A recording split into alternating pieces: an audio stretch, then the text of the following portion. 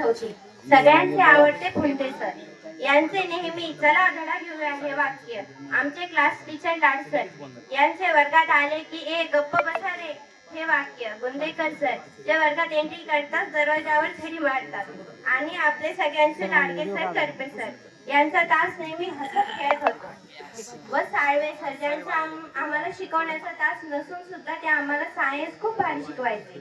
त्यांच्या बाळांनो हा शब्द आठवे.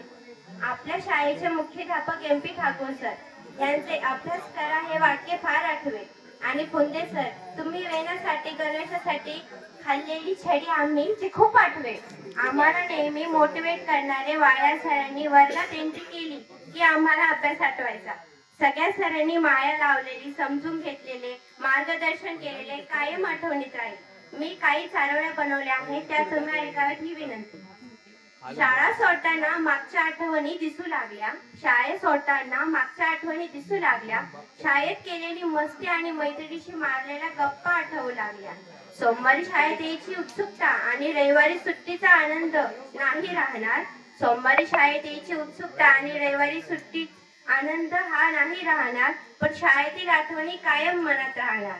शाळेतून गेल्यावर जिल्हा परिषद माध्यमिक शाळेची आठवण आल्यावर डोळ्यात अश्रू नक्कीच येणार. पुण्य केले आम्ही म्हणून तुमच्यासारखे शिक्षक आम्हाला लाभले.